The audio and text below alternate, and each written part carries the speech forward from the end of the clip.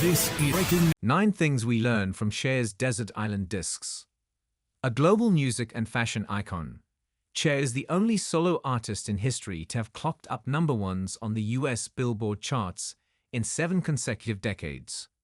She starred in films including Silkwood, Mask and Moonstruck, and has won an Academy Award, 3 Golden Globes, and the Best Actress prize at the Cannes Film Festival. Cher met Salvatore Sonny Bono when she was 16. They later topped the charts in the US and UK with I Got You Babe in 1965. After their divorce, she went on to have a successful solo career. In 1998, she released her dance floor anthem Believe, which remains the biggest-selling number 1 by a solo female artist in British chart history. Here are 9 things we learned from Cher's Desert Island Discs.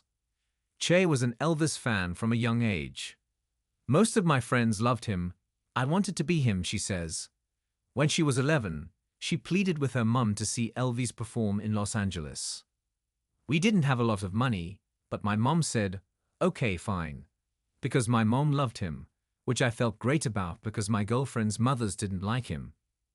They didn't like all the gyrations, and they didn't understand the music. And my mom knew everything about music and loved music.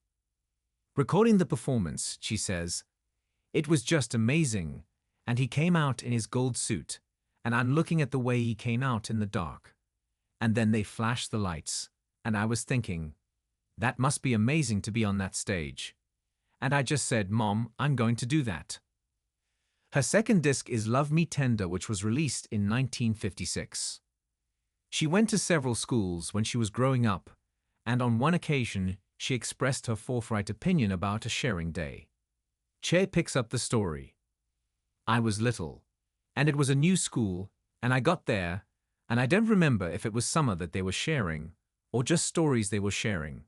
And it was like, oh, we did this and my parents did so and so, and then we went to blah, blah, blah. And I was so happy, and I'm happy to be back at school. So I just stood up and I went, I'm not really happy to be here. I think all you guys are stupid and I'm leaving. And I walked out the front door and went home to my grandmother's. And I told my grandmother what I'd done, and she was hysterical. She said, 'Baby, that's the greatest thing I've ever heard.'" Cher met Sonny Bono in a coffee shop when she was 16.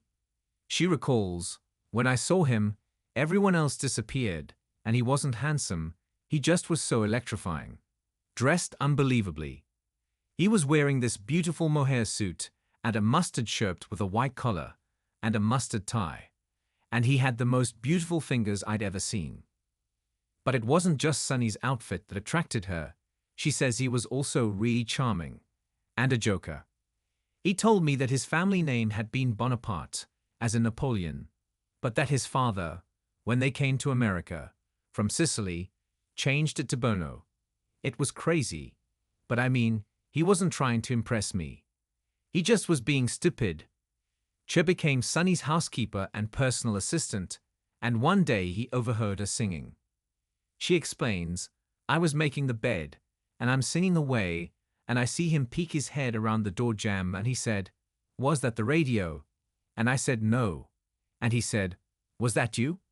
And I said, 'Yeah.' And he said, 'You can sing.' And I said, 'Yeah.' And he said, 'Cher, no, I mean you can actually sing.' And then he told Philip, producer Phil Spector, who was Sonny's boss, that I could sing. So one day, the singer, Darlene Love, had car trouble, and Philip said, 'Sonny said you can sing. Get out there into the recording studio.' And I'm about to try to explain what my vocal accomplishment is, and he said, 'I just need noise. Get out there.'" For her 5th track, Cher chooses You've Lost That Lovin' Feelin' by the Righteous Brothers. I sang background vocals on it. Sonny, me and Darlene and a bunch of tall guys. And I knew Bobby Hatfield and Billy Medley, so I was so happy. There was a lot of people in the studio, and everybody was packing up, and Billy was getting ready to go in and do the vocal. I went out to do something, and then I came back later, and I walked in, and there were a couple of people in the booth, because Philip Spector didn't like people being in there. but Brian Wilson always came. So we walked